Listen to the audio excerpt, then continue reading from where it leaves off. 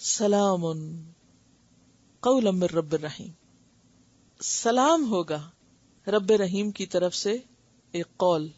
اب سلام کے بعد آپ دیکھ رہے ہیں قاف فے لکھا ہوا ہے، یعنی یہاں پر آپ وقف لازم ہے، ادھر رکو. یہ ایسے نہیں کہہ دیا گیا لازم ہے رکو یہاں. کیوں رکو؟ کیونکہ اس کا معنی مختلف طرح آئے گا. ایک معنی تو یہ کیا گیا ہے کہ اہل جنت سب سے زیادہ جس چیز کی خواہش اور تمنا کریں گے یا جس وقت کا انتظار کریں گے وہ کیا ہوگا کہ رب رحیم کی طرف سے سلام آئے. یعنی اس کا تعلق پیچھے سے. لہم فیہا فاکہۃ ولہم ما یدعون، اور کیا یدعون؟ سلام. کون سا سلام؟ اگرچہ آپس میں بھی کر رہے ہوں گے، فرشتے بھی آ کے کر رہے ہوں گے، لیکن وہ انتظار رہے گا. قولا من رب الرحیم، رب رحیم کے قول کا. اس کو کیسے ایکسپلین کریں گے؟ آپ دیکھیں کہ دنیا میں سب سے زیادہ خوشی آپ کو کب ہوتی ہے؟ کس کا پیغام پا کر؟ ہاں ابھی آپ دیکھیں کہ مثلاً آپ کو دنیا میں طرح طرح کے میسیجز ملتے ہیں، کام کی باتیں اور بھی بہت کچھ آپ سنتے پڑھتے دیکھتے رہتے ہیں، لیکن کوئی آپ کو آ کے کہتا ہے فلاں شخص آپ کو سلام کہہ رہا ہے، فلاں نے آپ کو سلام بھیجا. اچھا، کچھ لوگوں کے سلام تو بوجھ ہو جاتے ہیں، لیکن کچھ لوگوں کے سلام کیا ہوتے ہیں؟ ایک دم انسان کھل اٹھتا ہے، بلکہ انتظار رہتا ہے کہ اچھا پتا چلے. مثلاً والدین کے لیے اپنے بچے بہت عزیز ہوتے ہیں، تو بچوں کی طرف سے کوئی فون کال آ جائے یا کوئی میسج آ جائے یا کوئی خبر آ جائے تو وہ انسان کے لیے کیا ہوتی؟ ہر چیز سے زیادہ خوشی کی. انسان کا دن کتنا اچھا گزرتا ہے. آج بات ہو گئی ہے، سارا دن آپ کام کر رہے ہیں اپنا اور ساتھ ساتھ کیا کر رہے ہیں؟ خوش ہو رہے ہیں، اپنے آپ سے مسکرا رہے ہیں. کیا کہ بات ہو گئی. مثلاً آپ اپنے رشتہ داروں سے یا دوستوں سے یا عزیزوں سے ملتے بھی ہیں اور ملاقات بھی ہوتی، سب کچھ، لیکن وہ جو ایک خاص میسج ہوتا ہے نا، ایک انسٹنٹ میسج، اس کی اپنی ایک ویلیو ہوتی ہے یا نہیں؟ اسی لیے آپ دیکھیں کہ موبائل پہ میسیجز سب سے زیادہ انٹرٹینمنٹ کی چیز بن گئی. اسی طرح آپ میسنجر پہ میسیجز، یعنی چاہے آپ نے فون کیا ہو، لیکن وہ جو ایک میسج کی بات ہے نا، تو یہ اللہ تعالیٰ کی طرف سے جو سلام کا پیغام آئے گا یا خود اللہ تعالیٰ فرمائیں گے کہ تم پر سلامتی ہو، اس سے جو خوشی ہوگی انسان کو اور اس کا جو انتظار ہوگا اور اس کی جو طلب ہوگی. اب دیکھیے کہ جب تک بندے کے اندر کسی چیز کی طلب نہیں ہوتی نا، اس کا مزہ بھی کوئی نہیں ہوتا. جب تک آپ کو کسی چیز کا انتظار نہیں ہوتا نا تو آپ انجوائے بھی نہیں کرتے. جو چیز آپ کو بن مانگے مل جائے، بغیر انتظار مل جائے، اس کو آپ نہیں انجوائے کرتے. اب اہل جنت سارا دن مزے کر رہے ہیں اور مشغولیات میں مشغول ہیں، ادھر آ رہے ہیں جا رہے ہیں، سب کچھ ہو رہا ہے، اور دھیان ان کا کس طرف لگا ہوا ہے کہ وہ سلام کا وقت کون سا ہوگا اور بات کب ہوگی اللہ تعالیٰ سے، اور اللہ تعالیٰ ہم سے راضی ہے. یہ جو بات ہے کہ اللہ راضی ہے اور اللہ تعالیٰ بندوں کو بتائے گا کہ آج کے بعد میں تم سے کبھی ناراض نہیں ہوں گا. اور پھر یہ کہ صبح و شام ان کو سلام بھیجا جائے گا اور فرشتے بھی صبح و شام داخل ہو کے سلام کریں گے. لیکن ان ساری چیزوں کے اوپر ایک چیز جو انسان کے لیے انتہائی خوشی کا سبب ہوگی، وہ کیا ہوگی؟ سلام. سلام قولا من رب الرحیم. سلام قولا من رب الرحیم اصل میں پچھلی آیت کے ساتھ ہی جا رہا ہے. یعنی سلام سیپریٹلی ایک الگ خاص چیز ہے. یہاں رک کے سوچو، ٹھیک ہے نا؟ سلام، رک جاؤ. سلام کس کا سلام؟ کون سا سلام؟ یعنی جسٹ ون ورڈ الگ کر دیا گیا آیت میں سے، روک کر. کسی بھی چیز میں اگر مثلا کوئی جا رہا ہو تو آپ کو رک جاؤ، لازماً رکو، تو اس کو روک دیں وہاں، تو وہ اس چیز کی اہمیت کو ظاہر کرنے کے لیے. لہم فیہا فاکہۃ وَلَهُم مَّا يَدَّعُونَ، اور ان سب نعمتوں سے بڑھ کر سلام قولا من رب الرحیم. سورۃ الاحزاب میں بھی آتا ہے نا، تحیتہم یوم یلقونہ، کس کو؟ ہو کدھر جا رہا ہے؟ اللہ کی طرف. یوم یلقونہ سلام. ان کی گریٹنگز اس دن جس دن وہ اللہ سے ملیں گے کیا ہوگا؟ سلام. جو کچھ بھی انسان اللہ کی خاطر چھوڑے گا سب اس کو وہاں دے دیا جائے گا. دیکھیے یہ جو آیت ہے نا، وَفِيهَا مَا تَشْتَهِيهِ الْأَنفُسُ، جو بھی دلوں کی خواہش ہوگی وہ وہاں پوری ہوگی. یہ کوئی معمولی بات نہیں ہے. اور دنیا میں بندہ مومن اپنی ساری خواہشات کو کس کی خاطر چھوڑ دیتا ہے؟ اللہ کی خاطر. اب نماز کا وقت ہو گیا، اب یہ کام چھوڑنا ہے چاہے وہ کتنے پسندیدہ ہو. چلیے اس کی تلاوت سن. ورڈ جو جنت کی ساری نعمتوں پہ بھاری. اوکے. وَامْتَازُوا الْيَوْمَ أَيُّهَا الْمُجْرِمُونَ، اور الگ ہو جاؤ آج کے دن اے مجرموں. وَامْتَازُوا، ممتاز، امتازہ، امتیاز، یہ لفظ آپ پڑھتے سنتے رہتے ہیں. روٹ ہے اس کا میم یا زائی. کہے گا کون؟ فرشتہ کہے گا. وَامْتَازُوا، الگ الگ ہو جاؤ. الیوم، آج کے دن، ایھا المجرمون، اے مجرموں، اے جرم کرنے والو، اے گناہگارو، نیک لوگوں سے الگ ہو جاؤ. جیسے سورۃ الروم میں آتا نا، یوم تقوم الساعۃ یومئذ یتفرقون. اور سورۃ روم میں یہ آتا ہے یصدعون، الگ الگ ہو جائیں گے، چھٹ جائیں گے. دنیا میں وہ دو آپس میں رشتہ دار ہو سکتے ہیں، دوست ہو سکتے ہیں، کاروباری پارٹنر ہو سکتے ہیں، لیکن قیامت کے دن عمل کی وجہ سے الگ الگ کیٹیگری. اور اس وقت اللہ تعالیٰ فرمائیں گے الم اعہد الیکم، کیا میں نے تم سے عہد نہیں لیا تھا، یعنی تاکید نہیں کی تھی. اور کس عہد کی طرف اشارہ ہے؟ جو رسولوں کی زبانی لیا گیا. یا بنی آدم، اے آدم کے بچوں، اللہ تعبدوا الشیطان، کہ نہ تم عبادت کرو شیطان کی. اور عبادت کیا ہوتا ہے؟ التذلل، یعنی شیطان کے ہاتھوں مت ذلیل ہو، مت اس کی سنو، مت اس کی مانو، مت اس کے پیچھے لگو، مت اس کے اعلی کار بنو.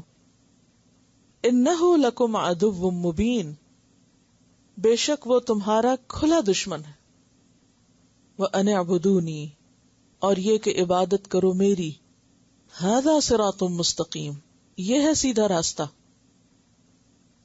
اور اللہ کی عبادت میں کیا کیا چیز شامل ہے بتائیے؟ ان اعبدونی ھذا صراط مستقیم کہ پیچھے بھی آیا نا سورت کے شروع میں، علی صراط مستقیم. عبادت کا لفظی معنی تو ہے الخضوع والتذلل، اور عبادت کا دائرہ کار کیا ہے؟ بندہ مومن کی زندگی کے ہر دن کا ہر کام جو اللہ کی مرضی کے مطابق ہو وہ سب عبادت، خواہ وہ دین کا ہو خواہ وہ دنیا کا ہو. یہ پیچھے بھی میں بتا چکی ہوں، یہ کانسیپٹ آپ کو بہت اچھی طرح واضح ہونا چاہیے، کیونکہ اگر یہ واضح نہیں تو آپ کیا کریں گے؟ پھر صرف ریچولز کو عبادت سمجھیں گے اور باقی زندگی کو شیطان کے حوالے کر دیں گے. نہیں، ہر کام عبادت ہے اگر وہ شرط کیا ہے؟ اللہ کی مرضی کے مطابق. ہم اگر کچھ بھی نہیں کر رہے، صرف سوچ رہے ہیں، بول رہے ہیں، چل رہے ہیں، ہاتھوں سے کچھ کر رہے ہیں، پاؤں سے کچھ کر رہے ہیں، کچھ بھی کر رہے ہیں، اگر اللہ کی مرضی کے مطابق ہے تو عبادت ہے. حتیٰ کہ شوہر اور بیوی کا تعلق جو ہے جسمانی تعلق، اس کو بھی عبادت کہا گیا. تو ایک صحابی بہت حیران ہوئے کہ اس پر بھی اجر ہے، اس پر اجر بتایا گیا، یعنی وہ ثواب کے لائق ہے. تو حیرانی ہوئی نا کہ یہ تو پیورلی دنیا کا کام ہے، ایک نفس کی خواہش پوری کرنا ہے، تو اس پر بھی اجر. حیرانی کی بات ہے نا، کسی اور مذہب میں شاید اس کا کانسیپٹ بھی نہ پایا جاتا، کوئی سوچ بھی نہ سکے کہ یہ چیز بھی عبادت ہو سکتی. دین اسلام کی وسعت آپ دیکھیے کہ اس تعلق کو بھی عبادت کہا. تو آپ نے فرمایا کہ کیا تم میں سے اگر کوئی حرام طریقہ اختیار کرے تو وہ گناہ نہیں ہوگا؟ تو حلال طریقے سے اگر کوئی اپنی خواہش پوری کرتا ہے، اپنی ضرورت پوری کرتا ہے، وہ بھی عبادت ہے. اب ہمیں بھوک لگتی ہے، ہم کھانا کھاتے ہیں یا کسی کو کھانا کھلاتے ہیں، کیا یہ عبادت ہے؟ بالکل عبادت ہے.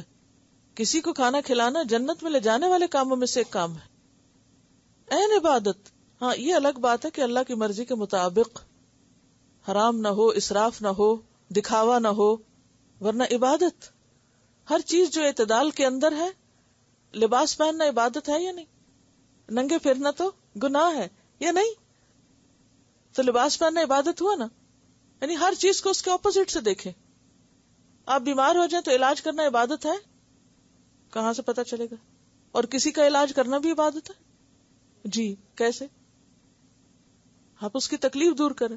اور کسی کی تکلیف دور کرنے میں کوئی اجر ثواب ہے؟ کتنا؟ جو کسی کی تکلیف دور کرے گا اللہ تعالیٰ قیامت کے دن کی تکلیفوں میں اس کی کوئی تکلیف دور کرے گا، یہ نہیں ہے نا؟ یقین ہے۔ تو آپ دیکھیے کہ مومن کی تو ساری زندگی عبادت ہے، وہ کچھ بھی کر رہا ہو، ہاں ایک شرط ہے، جائز کام کر رہا ہو، حلال طریقے سے کر رہا ہو، اللہ کی مرضی کے مطابق کر رہا ہو، اعتدال میں کر رہا ہو۔ اگر کھانا آپ کھاتے ہیں جس سے آپ کے جسم کو قوت ملے اور آپ مزید اچھے کام کریں تو عبادت، اور اگر آپ ایسا کھانا کھا رہے ہیں کہ جس سے آپ کھا کر سست ہو کے بیمار پڑے تو وہ عبادت نہیں ہوگا۔ پھر جو آپ کو عبادت سے محروم کر دے وہ عبادت نہیں۔ اب یہ جو عبادت کا کانسیپٹ ہے یہ انسان کو 24 گھنٹے الرٹ رکھتا ہے۔ سونا بھی عبادت ہے، ہاں کب وہ عبادت نہیں رہتا؟ جب آپ زائد ضرورت سوتے ہیں، نماز کے وقت پہ سوتے ہیں، وہ بھی عبادت نہیں رہے گا۔ تجارت عبادت ہے، ہاں اگر حلال جائز درست اصولوں پہ کریں عبادت ہے۔ وراثت کی تقسیم عبادت ہے، تو اس کا مطلب ہے کہ مال اکٹھا کر بھی سکتے ہیں۔ پھر کسی کا حق مارنا، غصب کرنا، ناجائز طریقے سے کمانا، دھوکہ دینا، فریب دینا، اپنے حق سے زائد وصول کرنا، یہ سب ناجائز ہے۔ اور پھر اس کے پیچھے پڑ کے اپنی عبادات ضائع کر دینا، کہ مثلا آپ نماز کے وقت میں کاروبار کر رہے ہیں، تجارت کر رہے ہیں، جمعہ چھوڑ کے آپ جاب کر رہے ہیں، وہ نہیں پھر حلال، وہ نہیں عبادت، وہ نہیں قابل قبول۔ تو یہ ہر انسان کو اللہ تعالیٰ نے ہر دنیا کے کام میں معیار دے دیا، اس کے لیے ضروری ہے کہ ہمیں پتا ہو۔ اسی لیے اپنی ساری زندگی کو عبادت کرنے کے لیے علم حاصل کرنا ضروری ہے، تاکہ ہمیں یہ پتا چل رہے کیا حلال ہے کیا حرام ہے، کہاں تک ہم کر سکتے ہیں اور کیا نہیں کر سکتے۔ اب شیطان کیا کرتا ہے؟ شیطان کا کام یہی ہے کہ ہم اچھا کام بھی کرنے لگے تو بیچ میں آ کے ایسا رنگ گھولتا ہے کہ ہم نیت خراب کر بیٹھتے ہیں، اور وہ عبادت بھی کیا بن جاتی؟ ریاکاری بن جاتی ہے، اور وہ شرک بن جاتا ہے، اور انسان کے لیے اچھا کام بھی الٹا مصیبت بن جاتا ہے۔ یہ ہے شیطان کی عبادت، یعنی کام آپ اللہ کے لیے کر رہے تھے، کرتے کرتے اس نے آ کے آپ کو بہکایا اور آپ نے اپنی نیت خراب کی، اور وہی کام جو آپ کا عبادت شمار ہونا تھا اب کس کی عبادت بن گیا؟ شیطان کی عبادت بن گیا۔ اور اللہ تعالیٰ اپنی عبادت میں کسی کو شریک نہیں کرتا، وَلَا يُشْرِكُ فِي حُكْمِهِ أَحَدًا۔ یا بنی آدم لا تعبدوا الشیطان انہ لکم عدو مبین وان اعبدونی ھذا صراط مستقیم۔ اور شیطان کا کام کیا ہے؟ صراط مستقیم سے ہٹانا، ادھر ادھر دوسری طرف لے جانا، اس کا دھیان بٹا دینا، اہم کاموں کو چھڑا کے غیر اہم میں مصروف کر دینا۔ وَلَقَدْ أَضَلَّ مِنْكُمْ جِبِلًّا كَثِيرًا وَلَقَدْ ثلاث مؤکدات، واو لام اور قد، ایک تاکید نہیں، دو نہیں، 3 دفعہ تاکید، بے شک بے شک بے شک، کوئی شک ہی نہیں۔ کس بات میں بے شک؟ اضل، اس شیطان نے بہکا لیا، گمراہ کر لیا، منکم تم میں سے، جبلن کثیرا، بہت بڑے گروہ کو۔ جبل کا لفظ جبل سے ہے، جبل کس کو کہتے ہیں؟ پہاڑ۔ اور اس زمین پر سب سے بڑی چیز جو اونچائی میں اور بڑائی کے اظہار کے لیے استعمال ہوتی ہے وہ کیا؟ پہاڑ۔ کسی بھی چیز کو بڑا ثابت کرنا تو ہم کیا کہتے ہیں؟ پہاڑ جیسی، پہاڑ جیسی۔ تو جبل کا مطلب ہے پہاڑ جتنا، یعنی بہت بڑا، بہت بڑا گروہ۔ انسانوں کی بہت بڑی جماعت کے لیے جبلہ کا لفظ آتا ہے، والجبلۃ الاولین جیسے آتا ہے نا قرآن پاک۔ کثیرن، بہت سی، بہت بڑی جماعت کو، بہت زیادہ لوگوں کو اس نے یقینی طور پر گمراہ کر دیا۔ جیسے سورۃ الانعام میں آتا ہے یوم یحشرہم جمیعا یا معشر الجن قد استکثرتم من الانس۔ جس دن قیامت قائم ہوگی تو اللہ تعالیٰ کیا فرمائیں گے؟ اے جنوں کے گروہ، یعنی شیطانوں سے خطاب ہوگا، قد استکثرتم، تحقیق تم نے کثرت سے لے لیے، من الانس، انسانوں میں سے، انسانوں کی اکثریت کو تم نے اپنا بنا لیا۔ کتنی اکثریت کو؟ حدیث سے کیا پتہ چلتا ہے؟ 99%۔ حدیث میں آتا ہے اللہ سبحانہ وتعالیٰ قیامت کے دن کہیں گے یا آدم، فیقول لبیک وسعدیک، آدم کہیں گے لبیک وسعدیک، فیقول، تو اللہ تعالیٰ فرمائیں گے من ذریتک بعثا الی النار، تیری اولاد کا ایک حصہ آگ میں جائے گا۔ فیقول، تو آدم کہیں گے یا ربی، اے میرے رب، وما بعث النار، آگ کا حصہ کتنا ہے؟ قال، اللہ تعالیٰ فرمائے گا من کل 1999، بخاری کی روایت ہے کہ ہر 1000 میں سے 999 999۔ اور یہ قرآن بھی بتا رہا ہے وَلَقَدْ أَضَلَّ مِنْكُمْ جِبِلًّا كَثِيرًا، اس نے تو 100% کا دعویٰ کیا تھا کہ 100% کو لے جاؤں گا۔ لَأَحْتَنِكَنَّ ذُرِّيَّتَهُ، میں اس کی اولاد کی جڑیں اکھیڑ دوں گا، اس کو اکھیڑ کے لے جاؤں گا، اپنے ساتھ لے جاؤں گا۔ لَقَدْ حَقَّ الْقَوْلُ عَلَىٰ أَكْثَرِهِمْ فَهُمْ لَا يُؤْمِنُونَ۔ اور اس میں آپ دیکھیے شرک، کفر، منافقت، اور پھر مسلمان ہوتے ہوئے اللہ کی نافرمانی کے کام کرنا، حرام کام کرنا، مثلا سود خوری، رشوت خوری، جتنے بڑے بڑے کبیرہ گناہ ہیں، یہ سارے کیا ہیں؟ اور کتنے لوگ ان کا احساس کرتے ہیں کہ واقعی گناہ بھی ہیں، ٹھنڈے دل سے کرتے چلے جاتے ہیں، غلط کو غلط کہتے بھی نہیں ہیں۔ وَلَقَدْ أَضَلَّ مِنْكُمْ جِبِلًّا كَثِيرًا، یہ میں نہیں کہہ رہی، خدا کے لیے مجھ سے منسوب نہ کر دیجئے، یہ قرآن کہہ رہا ہے، حدیث کہہ رہی ہے، میں نہیں کہہ رہی۔ اور اس کو بتانا کیوں ضروری ہے کہ ہم سب اپنی اپنی جانوں کی فکر کریں کہ اس جبلن کثیرہ میں ہم نہ شامل ہو جائیں، یہ فکر کرنے کے لیے ہمیں بتایا گیا ہے۔ وَلَقَدْ أَضَلَّ مِنْكُمْ جِبِلًّا كَثِيرًا أَفَلَمْ تَكُونُوا تَعْقِلُونَ، کیا پھر تم عقل نہیں رکھتے ہو؟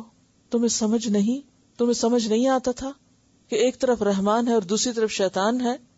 شیطان نے رحمان کی نافرمانی کی ہے، ہمیں شیطان کی بات نہیں ماننی، ہمیں رحمان ہی کے طریقے پہ چلنا ہے۔ تمہاری عقل کام نہیں کرتی تھی؟ دیکھیے دنیا میں اگر ہمارا کوئی نقصان ہونے لگے تو ہماری عقل ہمیں کیا کیا طریقے سے جاتی، کیسے کیسے سولوشن بتاتی۔ یہ آخرت کا نقصان یقین ہی نہیں کہ وہ کوئی نقصان ہے اور اس میں کوئی نقصان ہو سکتا ہے۔ افلم تکونوا تعقلون، کیا تم عقل سے کام نہ لیتے تھے؟ عقل سے کام کیوں نہیں لیا؟ کیا تمہاری عقل کام نہیں کرتی تھی؟ کیونکہ وہاں انسان کبھی کسی کو بلیم کرے گا، کبھی کسی کو کرے گا۔ پیچھے آپ پڑھ چکے نا بارہا، اپنے بڑوں کو کریں گے، کوئی آبا و اجداد کو کرے گا، کوئی اپنے لیڈرز کو کرے گا، کوئی دوستوں کو کرے گا، یا لیتنی لم اتخذ فلانا خلیلا، کوئی بچوں کو مجبوری بتائے گا۔ تو بچوں اور بیوی کے بارے میں بھی قرآن کیا کہتا ہے؟ تو تمہارے دشمن ہیں۔ کبھی ہم نے اولاد کو اپنے دشمن سمجھا؟ بعض اوقات ان کی خوشیوں کی خاطر ہم حرام کام کر رہے ہوتے ہیں، غلط کام کرتے ہیں، اللہ کی نافرمانی کے کام کرتے ہیں۔ تو بات یہ ہے کہ یہ زندگی ایک بہت بڑا امتحان ہے، ہم نے اس کو امتحان سمجھا ہی نہیں، ہم ریئلائز بھی نہیں کرتے کہ یہ ایک ٹیسٹ ہے۔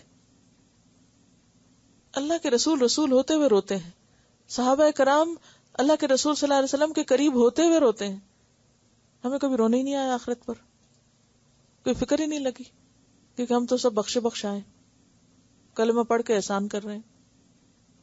هذه جہنم التي كنتم توعدون، یہ ہے وہ جہنم جس کا تم سے وعدہ کیا جاتا تھا، اسی کی تم کو دھمکی دی جاتی، تم کہتے تھے متى هذا الوعد، یہ ہے وہ سب کچھ، دیکھ لو اب اس کو۔ اصلوها اليوم، آج اس میں داخل ہو جاؤ۔ اصلوها، صاد لام یہ آگ میں جلنے کو کہتے ہیں۔ بما کنتم تکفرون، بوجہ اس کے کہ تم انکار کرتے تھے یا ناشکری کرتے تھے۔ سورۃ الطور میں بھی آتا ہے یوم یدعون الی نار جہنم دعا، جس دن دھکے مار مار کے ان کو آگ میں جہنم میں پھینکا جائے گا۔ هذه النار التي كنتم بها تكذبون، یہ ہے وہ آگ جس کو تم جھٹلاتے تھے، مان کے نہیں دیتے تھے۔ افسحر هذا، کیا یہ جادو ہے اب وہ جو تم دنیا میں کہتے تھے ہماری آنکھوں پہ جادو کر دیا گیا؟ ام انتم لا تبصرون، اصلوها فاصبروا او لا تصبروا سواء علیکم انما تجزون ما کنتم تعملون، تمہیں وہی تو دیا جا رہا ہے جو تم عمل کر کے آئے ہو، اعمال ہی کا تو بدلہ ہے۔ آپ دیکھیے کہ ہم سب اپنے ساتھ ایسی ایسی زیادتیاں کرتے نا، گھنٹوں ہم فضول باتوں میں لگے رہتے ہیں، بیکار قسم کی باتیں کیے چلے جاتے ہیں، ٹال مٹول میں وقت گزارتے چلے جاتے ہیں۔ اگر ہم ہر روز چند دن تک صرف آپ اپنے ساتھ ہی ایکسرسائز کریں کہ دن کے اگر 12 گھنٹے آپ ایکٹیولی کام کرتے تو اس میں کتنے گھنٹے پروڈکٹیو کام کرتے ہیں کوئی آپ؟ بہت سا وقت ادھر ادھر لٹک پٹک کے انتظار میں، کبھی بیکار کی سوچوں میں، کبھی بیکار کی گفتگو میں، کبھی ادھر بیٹھ گئے، کبھی وہ ٹی وی کھول لیا، کبھی وہاں کسی سے بات کر لی۔ کیا کر رہے ہوتے ہیں ہم؟ کیا مقصد ہوتا ہے اس سب کا؟ ہم سب اگر اپنا خود محاسبہ کریں اور کرنا چاہیے تو تب ہی ہم اپنے لیے سچے ہو سکتے ہیں. ہمیں فکر نہیں ہے، ہم نے اس سخت دن کو بہت آسان سمجھ لیا ہے. الیوم نختم علی افواہہم، آج ہم ان کے منہ پر مہر لگا دیں گے، سٹیمپ کر دیں گے، ان کا منہ بند کر دیں گے. ختم ہوتا ہے نا سیل کرنا. کبھی کسی نے مذاق سے بھی آپ کے منہ پہ ہاتھ رکھا ہو تو کیا فیلنگ ہوتی ہے؟ کبھی بچے ایسا کرتے ہیں نا کہ منہ پر کھیلتے کھیلتے ہاتھ رکھ دیتے ہیں، کیسی گھٹن ہوتی ہے. یا کوئی آپ کو بولنے نہ دے، جب آپ بولنا چاہتے ہو تو کوئی بولنے نہ دے، اور خاص طور پر اس وقت نہ بولنے دے جب آپ کو اپنا کوئی دفاع کرنا ہو. بعض اوقات ایسا ہوتا ہے نا کوئی شخص آپ پہ زیادتی کرتا ہے اور اوپر سے اگر آپ صفائی پیش کرنا چاہتے تو وہ بھی نہیں کرنے دیتا. وہ کس قسم کی گھٹن ہوتی ہے انسان کے اندر کہ جب آپ کے پاس ہو دلیل بول نہ سکے. دنیا میں تو ہم جھوٹ سچ ملا کے اپنی بہت سی صفائیاں پیش کر لیتے ہیں، لیکن وہاں سیل. الیوم نختم علی افواہہم وتکلمنا ایدیہم، اور بولیں گے ہم سے ان کے ہاتھ بولنے لگ جائیں گے. وتشہد ارجلہم، پاؤں بولنے لگیں گے، پاؤں گواہی دیں گے. کس بات کی؟ بما کانوا یکسبون، ہر اس چیز کی جو وہ کام کرتے رہے، جو کمائی کرتے رہے.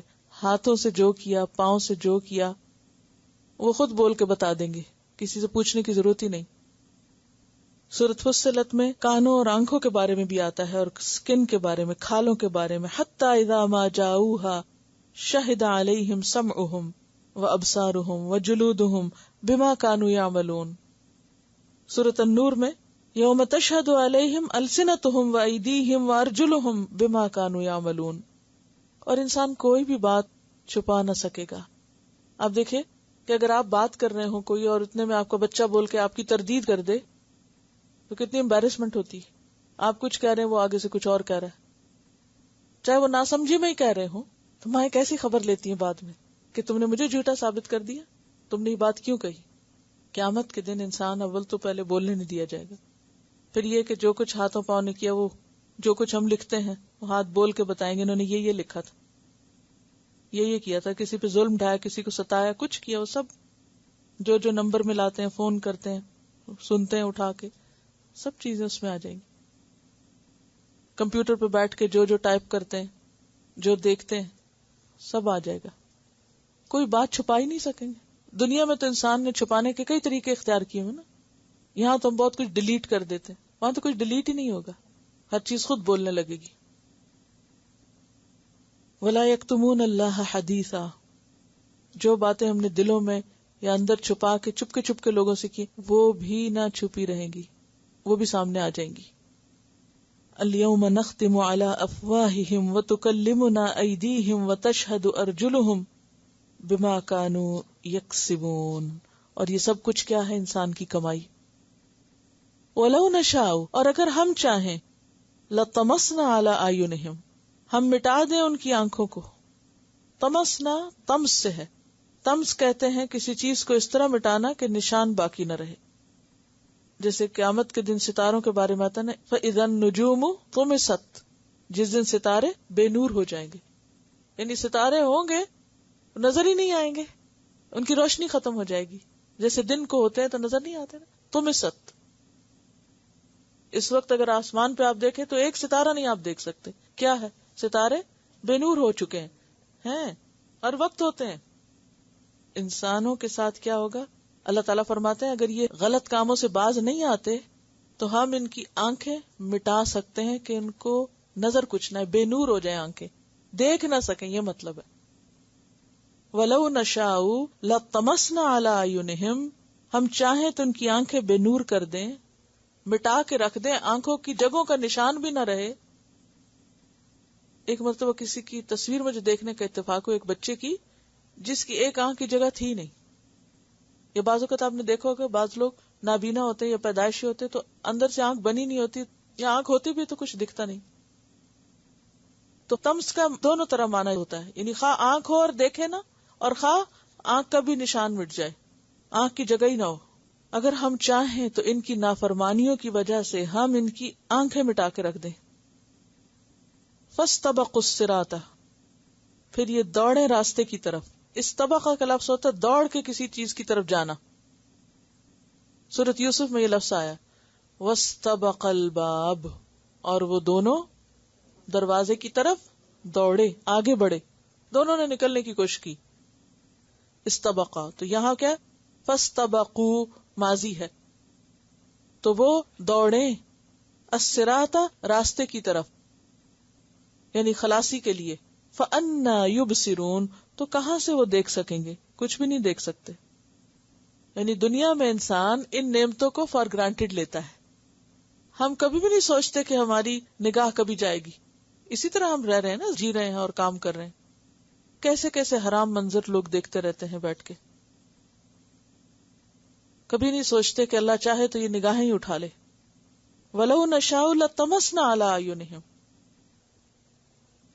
فَاسْتَبَقُوا الصِّرَاطَ. اچھا ہوتا کیا ہے کہ جب لائٹ جاتی ہے تو انسان فوراً کیا کرتا ہے؟ اس کا ری ایکشن کیا ہوتا ہے؟ فوراً اٹھ کے کمرے سے باہر نکلنے کی کوشش کرتا ہے. کیوں؟ کوئی روشنی کا انتظام کرے یا جہاں روشنی ہے وہاں جائے. یہاں بھی یہی کہا جا رہا ہے کہ یہ جو غلط کام کر رہے ہیں چھپ چھپ کے، اگر ہم ان کی آنکھیں موند دیں تو یہ گھبرا کے سوچے کہ شاید بلیک آؤٹ ہو گیا ہے اور اٹھ کے بھاگنے لگے تو کچھ بھی نظر نہ آئے، دنیا ان پہ اندھیر ہو جائے. کیوں نہیں اللہ سے ڈرتے؟ فَأَنَّا يُبْصَرُونَ کہاں سے دیکھیں گے؟ وَلَوْ نَشَاءُ اور اگر ہم چاہیں لَمَسَخْنَاهُمْ البتہ ہم مسخ کر دیں.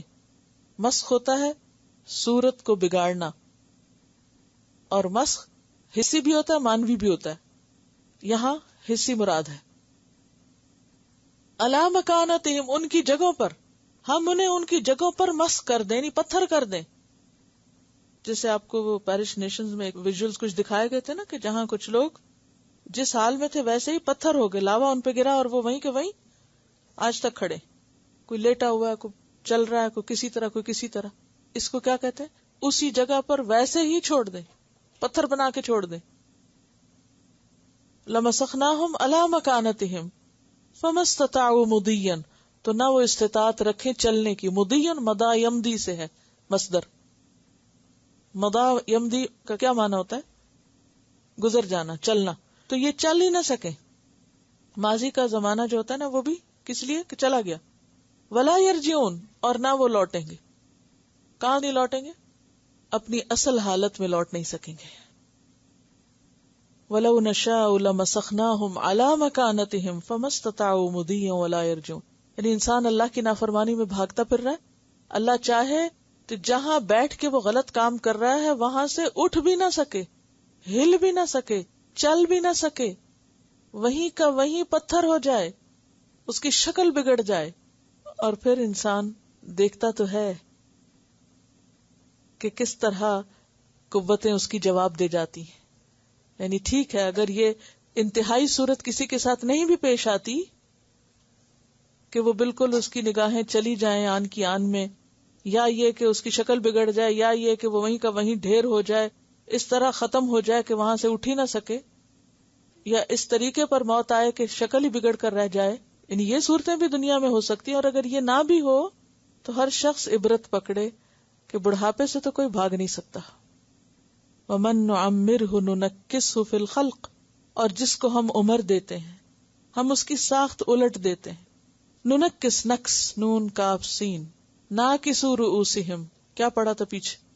اپنے سر جھکائے ہوئے ہوں گے.